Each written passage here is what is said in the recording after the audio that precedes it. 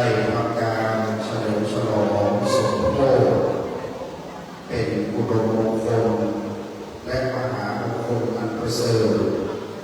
เพื่อจะได้เตรียมพร้อมในการถวายการต้อนรับท่านพระครูพิธามงคลกิจอันเป็นพระฐานานุกรมในฐานานุศักดิ์แห่งพระราชาคณะชั้นรองสมเด็จพระราชาคณะฮิรัญญบัตรดังนั้นในการนี้พระเดชพระคุณพระพรหมวชิรคุณาภารเจ้าอาวาสวัดศรีสุดารามวรวิหารกรุงเทพมหานครได้เมตตาแต่งตั้งท่านพระครูสมุทรวรชัดสุกิโตซึ่งเป็นพระฐานานุกรมในฐานานุศักดิ์ของพระเดชพระคุณในมงคลนามอันเป็นราชทินานามที่พระบาทสมเด็จพระเจ้าอยู่หัวทรงพระกรุณาโปรดพระราชทานตั้งสมณศักดิ์ถวายแก่พระเดชพระคุณพระธรรมวชิรคุณาภารซึ่งเป็นพระราชาคณะเจ้าคณะรองสมเด็จฮิรัญญบัตรในราชทินานามที่พระพรหมวชิรคุณาภารไพศาลสังฆกิจโกศลวิมลศรีลาจารบุวิทย์พิสิทธิ์สิทธิการปรีชาสาภพธรรมวิจิตรมหาคณิสงฆ์บวรสังฆรามคามวาสีซึ่งสถิตณวัดศรีสุดารามวรวิหารกรุงเทพครับซึ่งในขณะนี้ก็ช่างฟ้อนขันดอกได้ให้เกียรติฟ้อนถวายการต้อนรับและวันนี้นั้นท่านศิรินาสมนึกนักวิชาการศาสนาชำนาญการพิเศษ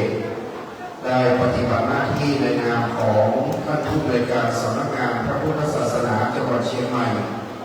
ซึ่งวันนี้ท่านผู้อำนวยการอารีขันจันทร์ได้มอบหมายแด่ท่านศิรินาสมนึกได้ให้เกียรติมาเป็นประธานครับ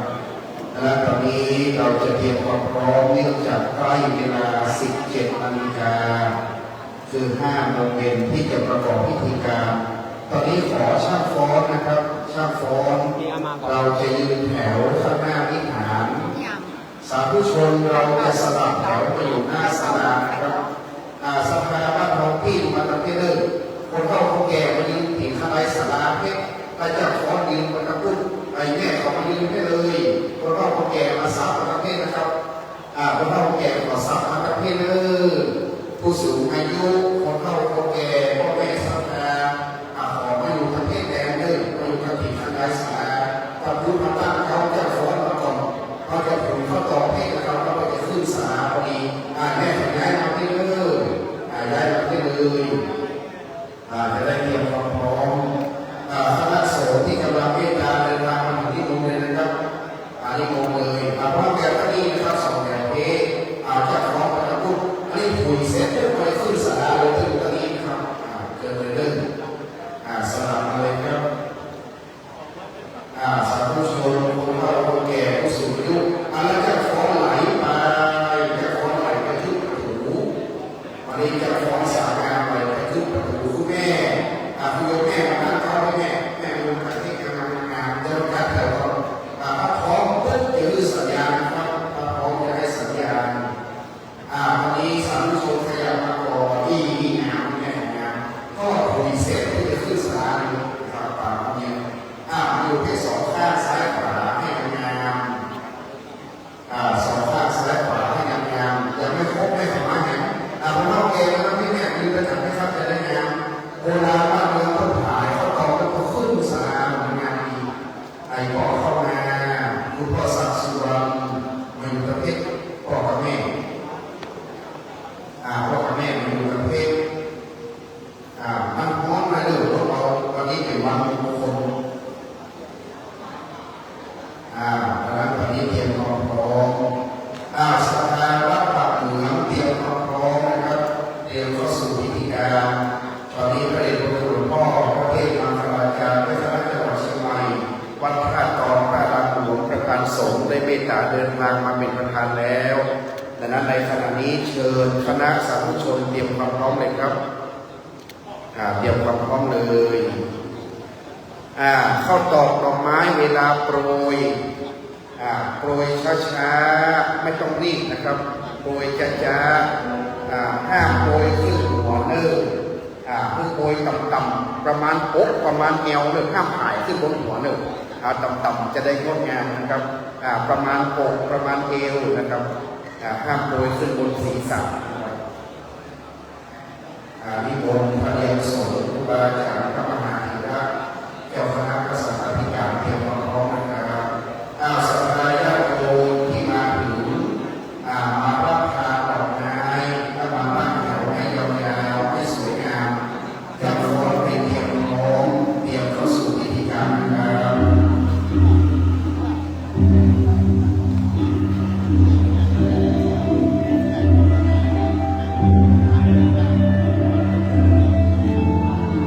Thank you.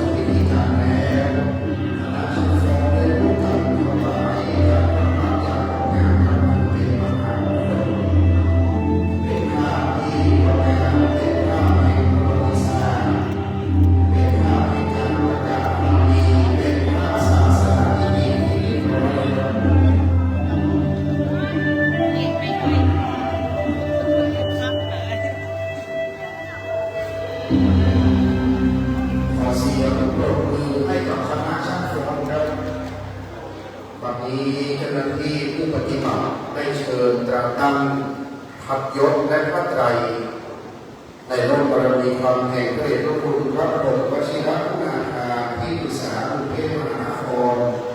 แก้ววัดพระศรีสุดาราภรวิหารกรุงเทพที่ได้โปรดเมตตาแต่งตั้งให้แก่พระครูสมุทรวรชาสุกิโตเป็นพระฐานานุกรมในฐานะสัตว์หลวงพ่อที่พระครูพิธามงคลกิจ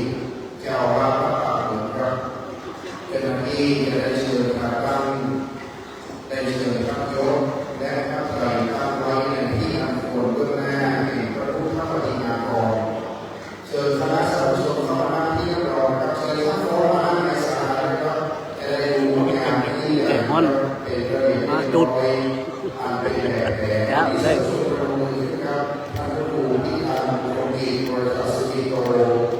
เจ้าอาวาสวัดเหนือได้มีการเป็นประธานจุดธูปเทียนเพื่อนมัสการบูชาพระนามเป็นภาพที่งดงามเป็นภาพแห่งประวัติศาสตร์ประกาศความดีเป็นศาสนาพิธีอันเรียบร้อยนะครับชาวบ้านที่มาด้านบนนะครับได้ร่วมกันน้อมนำปฏิบัติ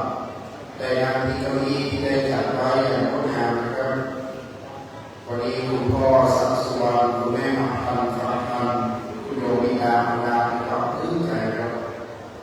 สาธุชนวัดป่าเหนือนั้นมีความสามัคคีนะครับชาวบ้านที่มาด้านบนนะครับวันนี้เราจะเตรียมเข้าสู่ศาสนาพิธีการงดงามนะครับสาธุชนนั่งเก้าอี้ที่ท่านรอนะครับ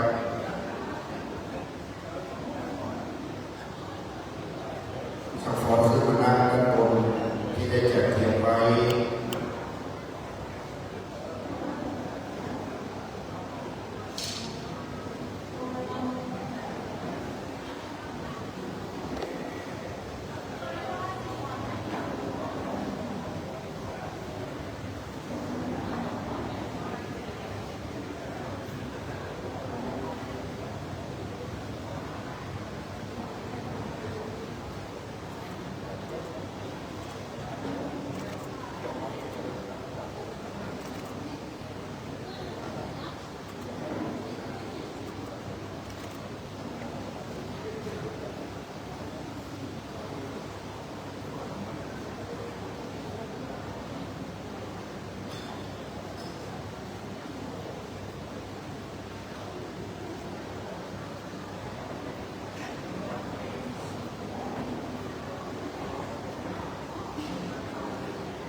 ครับในบัดนี้ด้วยประการทั้งปวง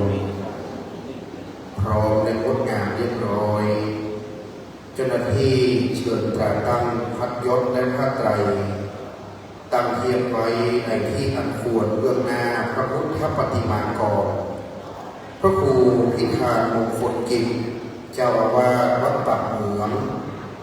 ได้เมตตาเป็นประธานจุดธูปเทียนเพื่อนมัสการบูชาพระรัตนตรัยแล้วธูปเทียนดอกไม้เป็นเครื่องสักการะขอบูชาต่อพระรัตนตรัยเราจะน้อมกราบพระสาธุชนกราบหนึ่งกราบสองกราบสามอิมินาสการเรนะพุทธังอภิปูชยามะอิมินาสการเรนะธัมมังอภิปูชยามะอิมินาส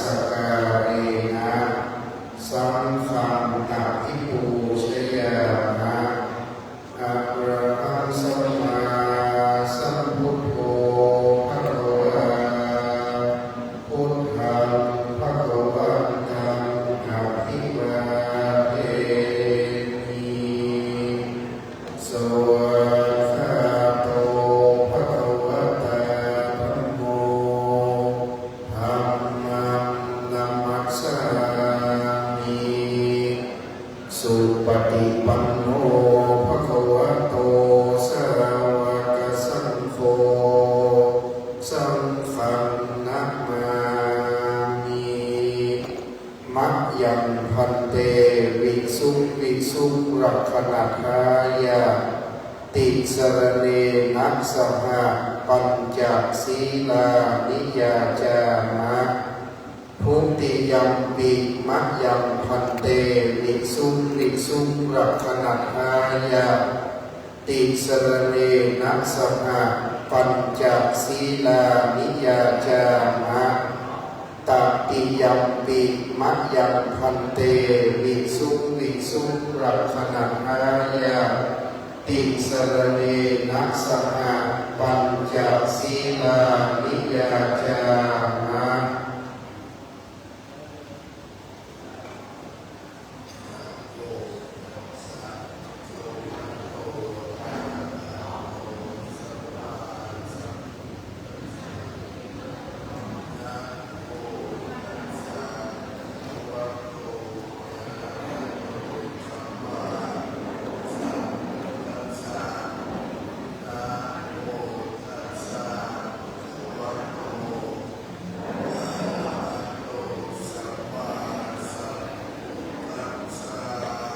นะโม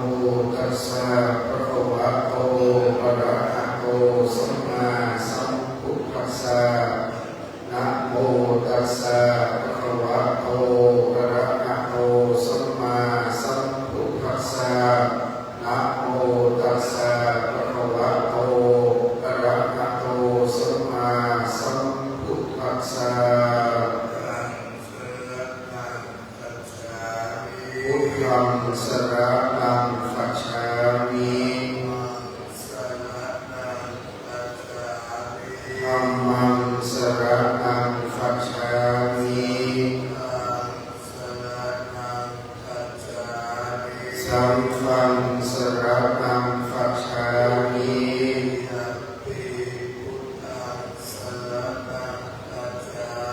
ทุติยัมปิพุทธังสรณังคัจฉามิ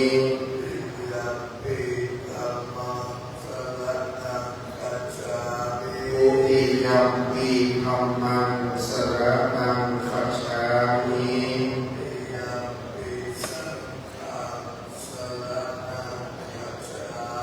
ทุติยัมปิสังฆังสรณังคัจฉามิ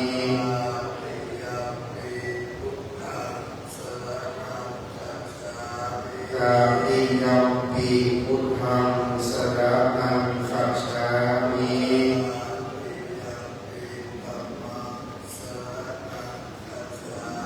ต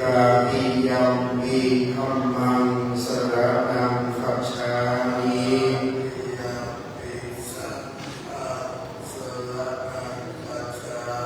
ตติยัมปิสังฆังสรณังคัจฉามิ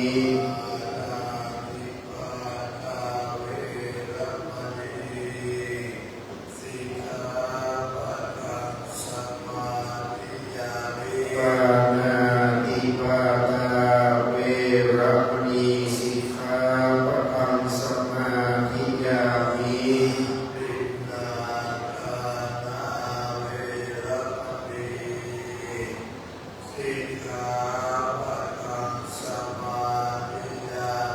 อาทินนาทานาเวระมณีสิกขาปะทังสมาธิยามิ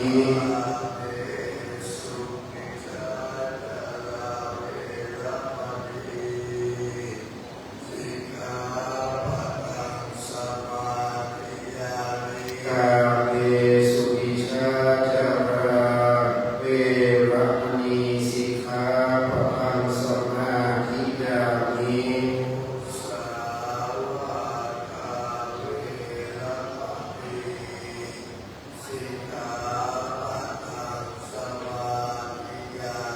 มุสาวาทาเวระมณีสิกขาปะทังสมาธิยามิ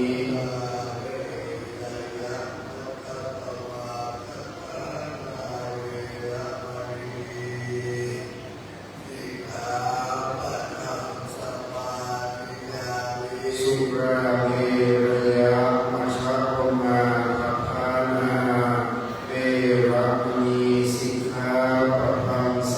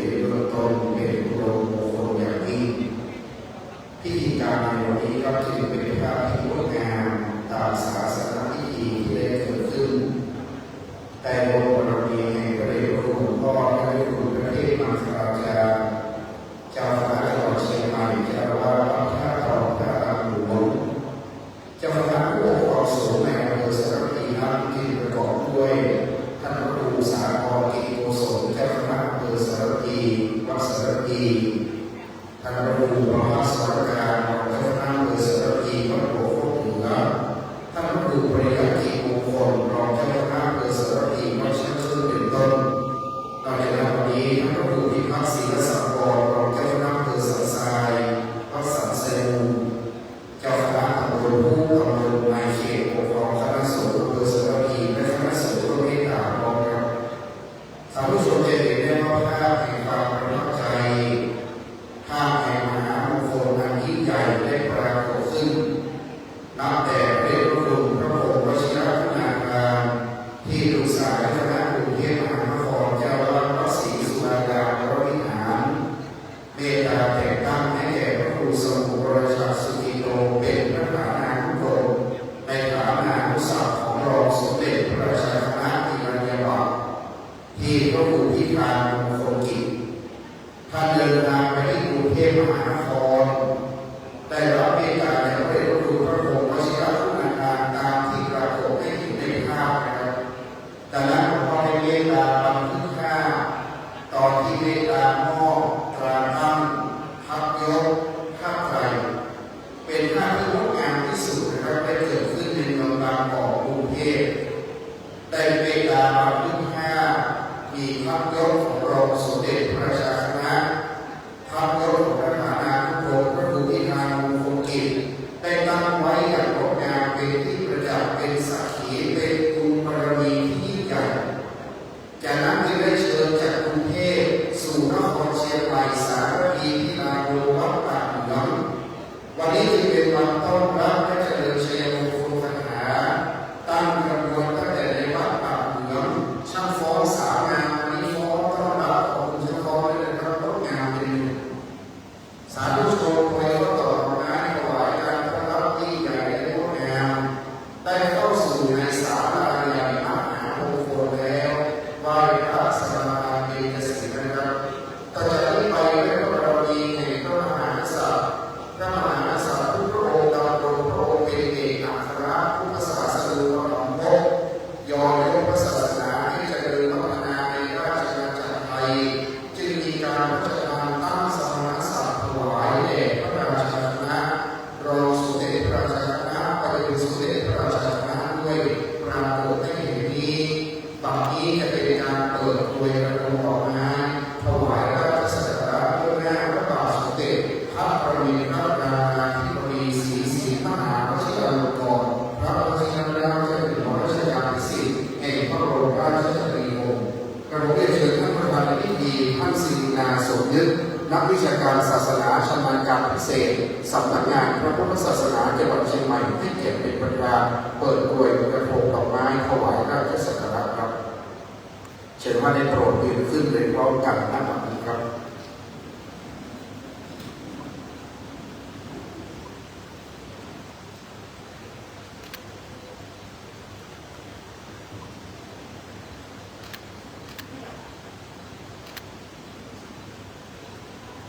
และจากนั้นท่านศิรินาสมนึก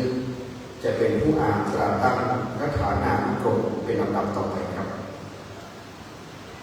เจ้าหน้าที่จะเป็นผู้เชิญตราตั้งได้น้อมนำปฏิบัติเบื้องหน้าพระพุทธปฏิมากรในการอ่านตราตั้งพระฐานานุกรมนะครับ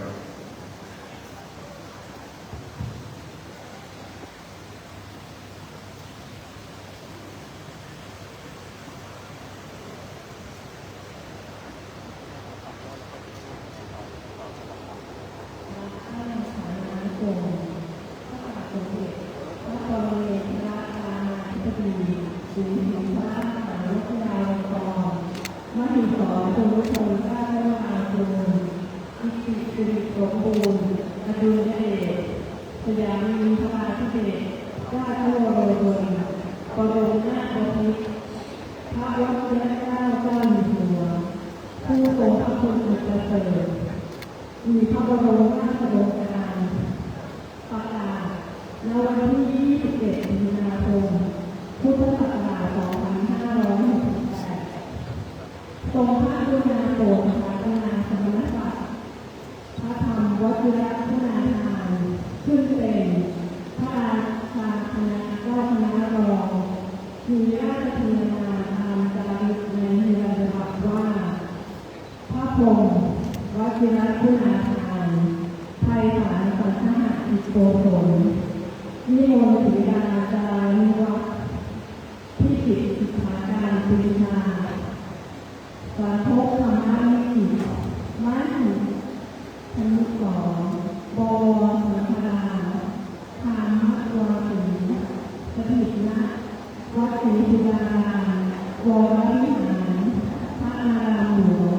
กรุงเทพมหานครมีฐานานุภาพตั้งฐานานุกรมได้แต่รูปนั้นจึงแต่งตั้งให้พระครูสมุทรวรศักดิ์ฉายาสุติโตอายุ45 พรรษา20วิทยาฐานะนักธรรมเอกศิลปศาสตร์บัณฑิตวัดป่าเหนือตำบลหัวมุมอำเภอสารพีจังหวัดเชียงใหม่ดำรงตำแหน่งฐานานุกรมที่พระครูพิธานนท์พลกิจขอให้พระครูพิธานนท์พลกิจทรงเว้นการที่ควรเว้นประพฤติการที่ควรประพฤติปฏิบัติตนให้สมกับฐานานุภาพที่ได้รับแต่งตั้งนี้ทุกประการขอจงถึงความเจริญสุขสวัสดิ์ในพระพุทธศาสนาตลอดระยะที่การเทินแต่งตั้งณวันที่28 เดือนสิงหาคมพุทธศักราช 2568 พระพรหมวชิรคุณาภาที่ปรึกษาเจ้าคณะกรุงเทพมหานครเจ้าอาวาสวัดศรีสุดาการวรวิหาร ยันตุปนิยังโภเรสักกานันนันเดียววัตตโนเอวังตรงวิจัยโอหิจัยยะจุจัยยะมังคะอัปปาราชิตาปารังเกสีเสปะกาวิกัลเลอภิเสเกสัพพะพุทธานังปัตโตปะโมนะติสุนัข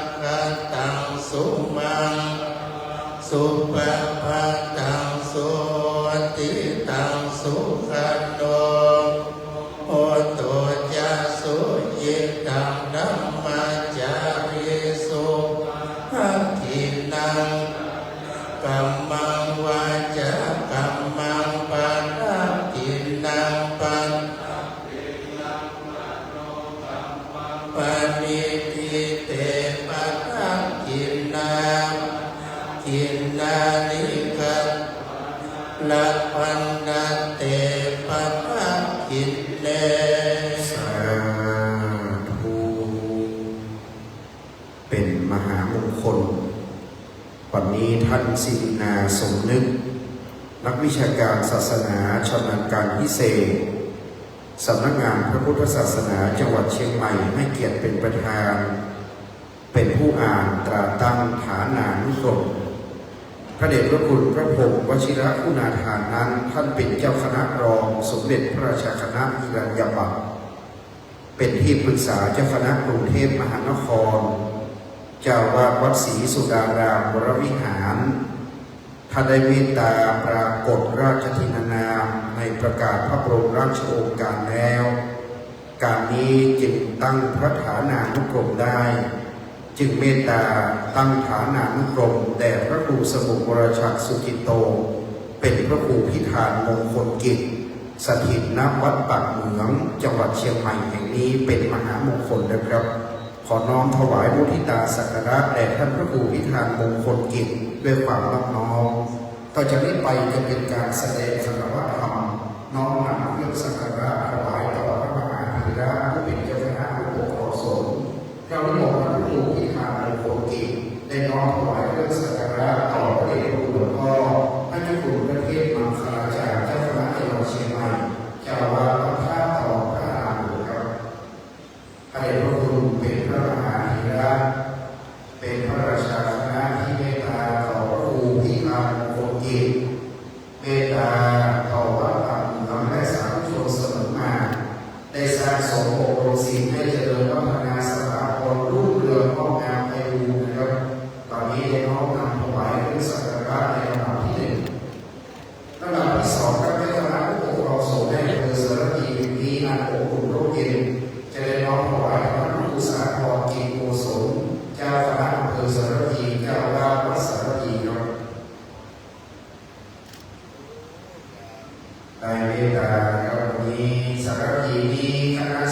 มตตาครับหลวงพ่อเจ้าคณะอำเภอหลวงพ่อรองเจ้าคณะอำเภอเจ้าคณะตำบลพระมหาธีระเป็นบ้านเมืองอันมีอารยะแปดแผนแห่งพระศาสนาพระพุทธศาสนาจึงรุ่งเรืองในเมืองสารพีแห่งนี้เสมอมานะครับตอนนี้ได้ถวายสักการะหลวงพ่อเจ้าคณะอำเภอเป็นที่เรียบร้อยน้อมกราบครับและหลวงพ่อท่านคือพระเทพมหาราชาจะเมตตามอบพระไตรปัจจัยเพื่อแสดงมุทิตาต่อท่านพระครูพิธานมงคลกิจครับเมตตาพระมหาธีระผู้ใหญ่มีต่อสิ่งเป็นมุทิตาที่อันประเสริฐเป็นพรหมวิหารธรรมทั้งสี่คือเมตตากรุณามุทิตาอุเบกขานะครับเป็นธรรมชั้นสูงพระเดชพระคุณได้แสดงออกว่าวันนี้การแสดงออกซึ่งความยินดีต่อลูกศิษย์เป็นการมุทิตาจิตอันประเสริฐเป็นคุณธรรมอันล้ำเลิศก่อให้เกิดความเป็นสัพพะสิริมงคลทุกประการชาวฟ้องมาฟ้องวันนี้ก็เป็นการแสดงมุทิตาสักการะ เป็นงานตั้ง สา แต่ ธุชน ตอน ร่ เรา วม เย็ พิ บ ธี ตก ในวัน เย็ นี้ บ มา เล็บ โปรยดอกไม้เมื่อกี้ก็ถวายกันต้องมุทิตาสักการะเช่นเดียวกันนะครับพระพุทธรูปพิธามงคลกิจท่านได้สร้างกิจอันเป็นสาธารณประโยชน์ได้หลายอย่างวัดป่าเหมือนงดงามเป็นสถานที่งานสัปปายะโรมณียสถานวัดป่าเหมือนมีสิทธิ์ทั้งในและต่างประเทศ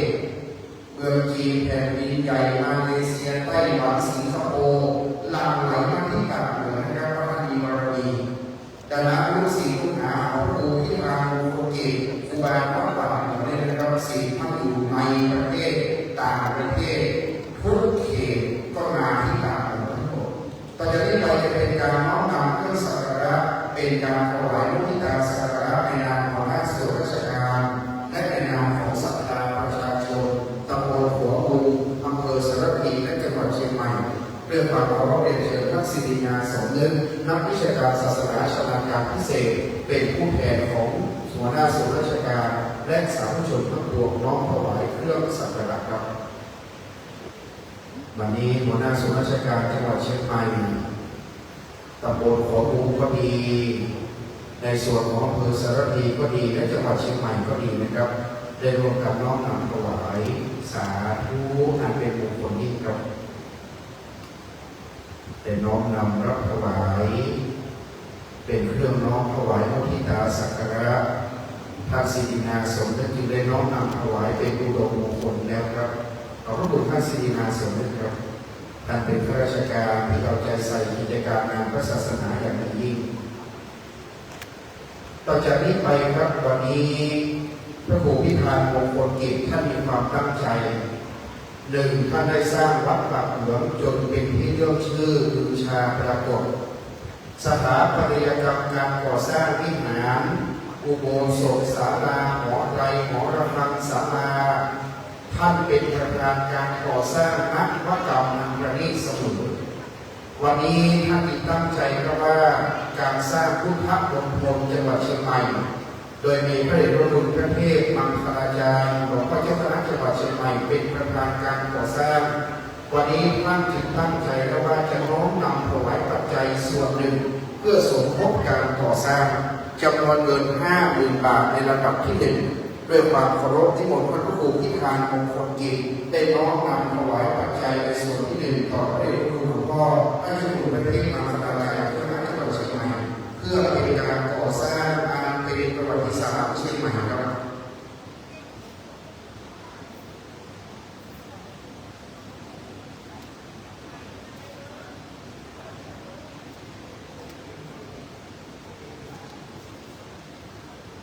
วันนี้ได้น้อมนำถวายนะครับ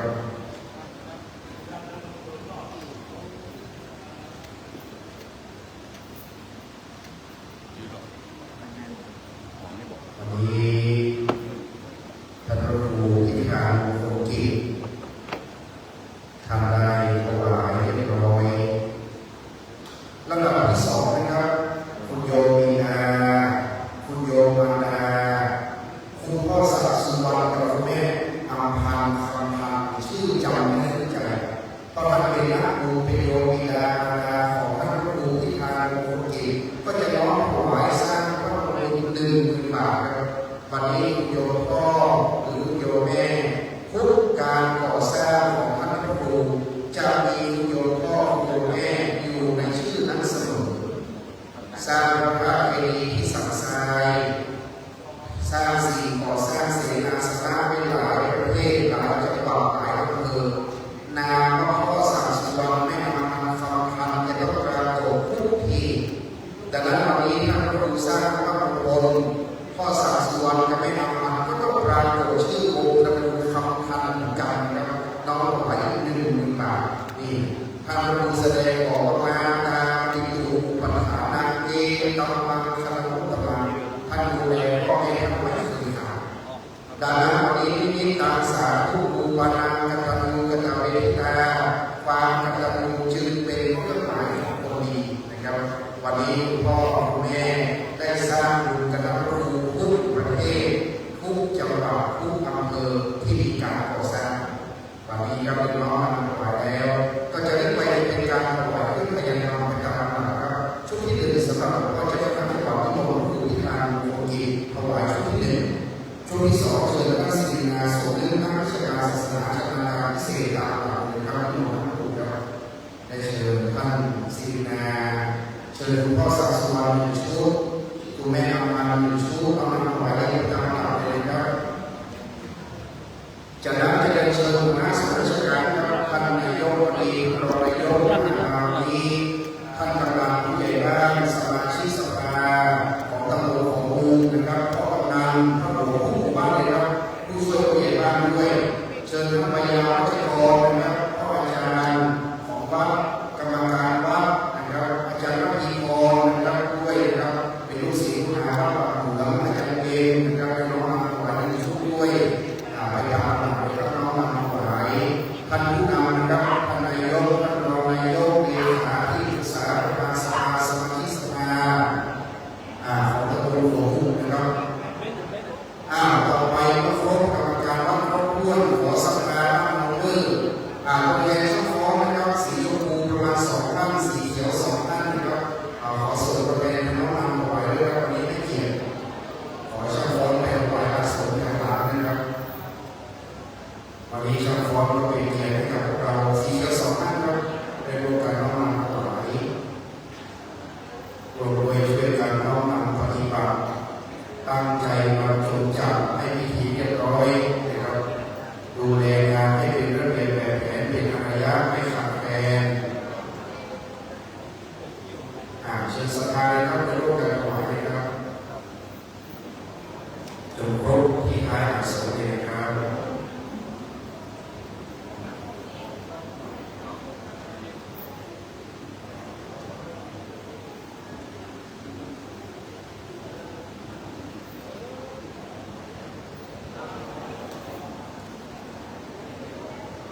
เมื่อถวายจะถูกปัจจัยเพียงคำครบถ้วน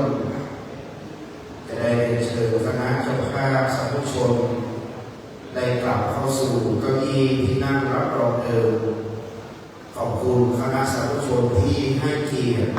เดินทางมาร่วมถวายพุทธิการสักการะในวันนี้ด้วยความเคารพในผู้ท่านนะครับเป็นอุดมมงคลอย่างสูงสุดได้เกิดขึ้นแล้วต่อจากนี้ไปด้วยความน้อมน้อมก้าวการพัฒนาพระเดชพระคุณหลวงพ่อพระเทพมังคลาจารย์เจ้าคณะจังหวัดเชียงใหม่เจ้าอาวาสวัดท่าทองพระอารามหลวงได้โปรดเมตตากล่าวสัมโภชนียกถาและนำพระสงฆ์คณะอนุโมทนาเป็นลำดับต่อไปครับ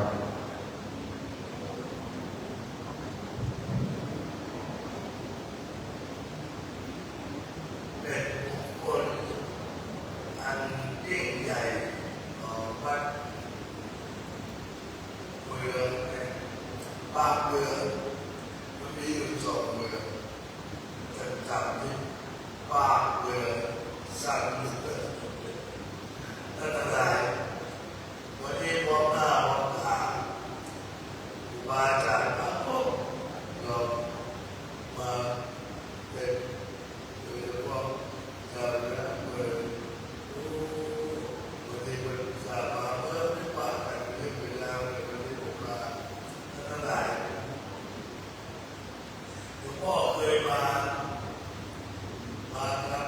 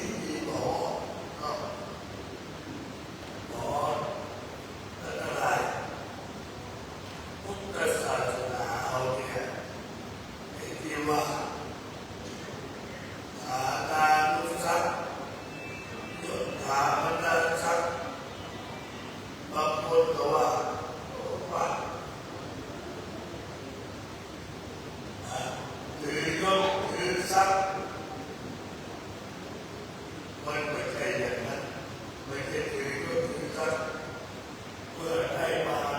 เทียนวัดของวัดเป็นสักสีทองดวงเก่าพ่อแม่อาตมาเองเนี่ยเริ่มสนใจอันนี้เราเริ่มพูดแล้วนะ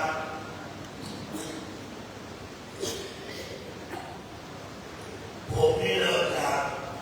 พระไม่มีการสมัครตัวเริ่มค่อยๆรับจนถึงมาเป็นพระเทพบางเวลาแล้วค่อยๆไปแล้วก็ได้อายุ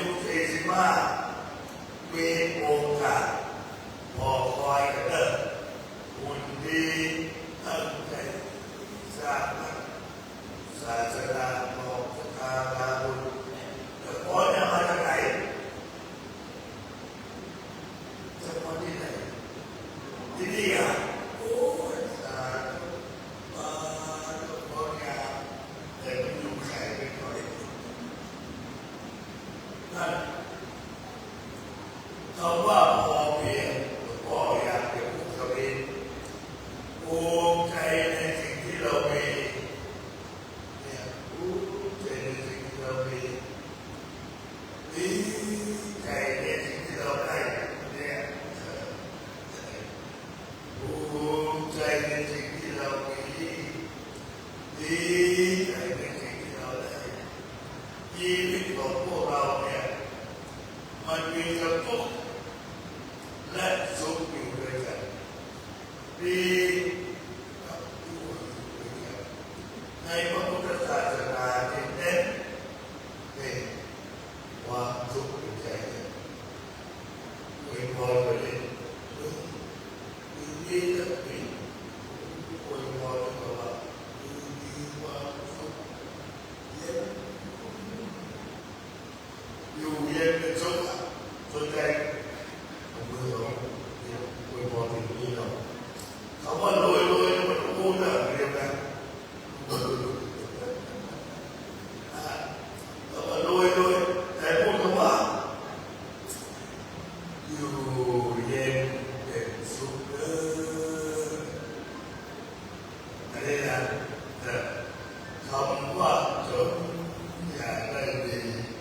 ว่าคำว่ารวยเอา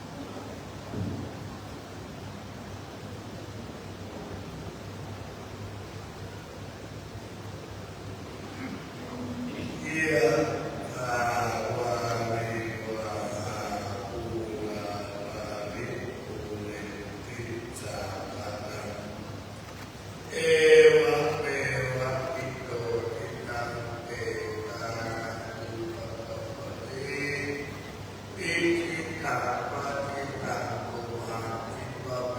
วะสันตตุสัพเพ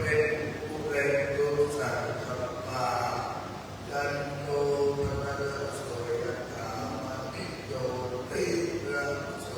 ยถา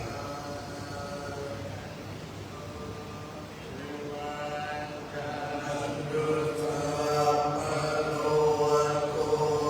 วินัสสัพพุมาเตภวัตวันตรายโยสุขีอายุโกภวสัพพิติโยวิวัชโลโกวินาศตุมาเต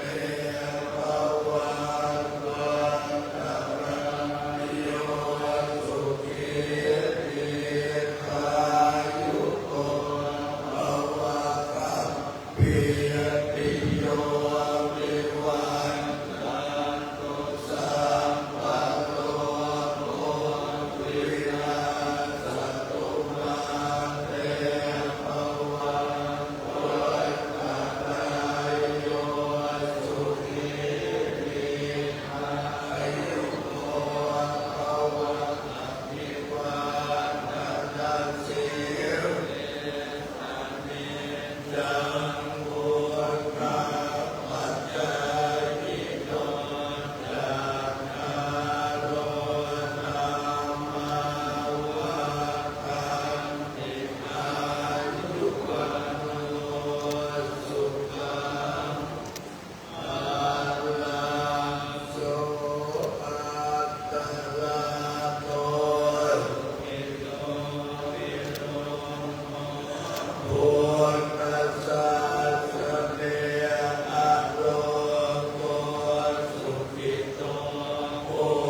ธิสัสสะเพหิยะเตปิโสอัตตลัโต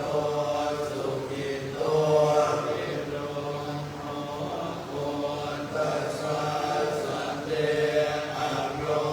โกสุขิโตโพธิสัสสะเพหิยะติปิโส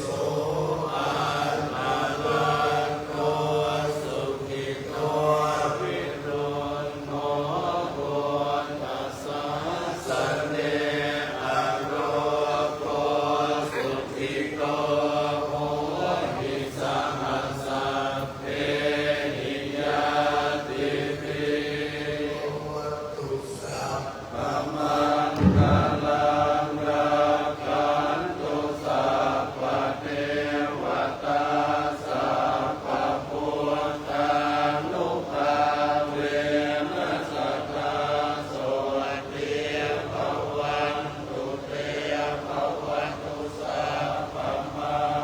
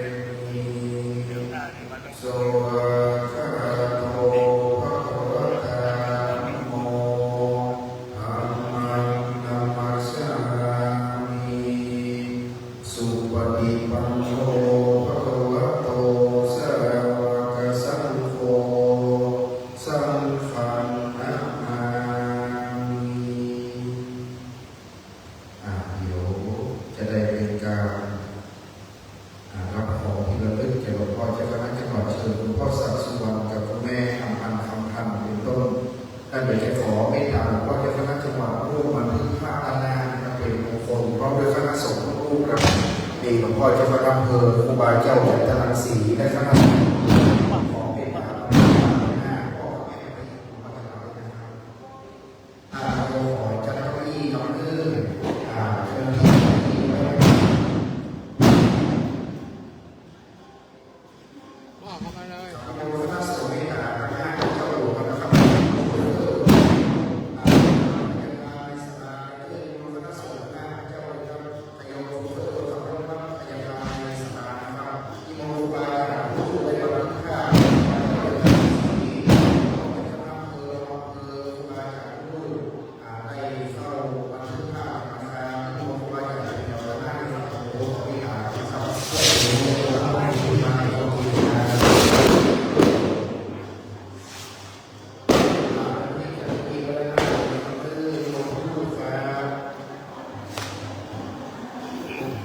ผู้เข้าเชิญครับผมที่เกี่ยวกับว่าในคณะจังหวัดนะครับสำหรับเจ้าพ่อไปทางของที่เกี่ยวกับว่าในคณะจังหวัดจะยกขึ้นเป็นรับที่หลวงพ่อได้เลยครับเราเป็นคณะสงฆ์ในที่คณะพระเจ้าเลยนะครับคณะสงฆ์ในครับผมครูบาเจ้าเป็นทั้งสี่นักเรียนนะครับนักเรียนคณะนะครับขอบคุณขอรอ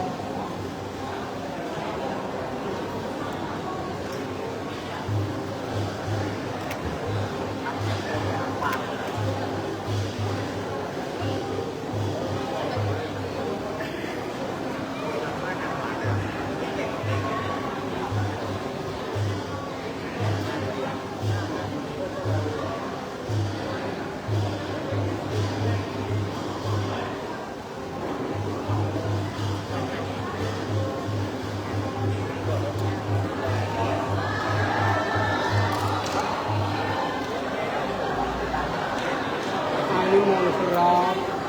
มูลยังบ่มานะ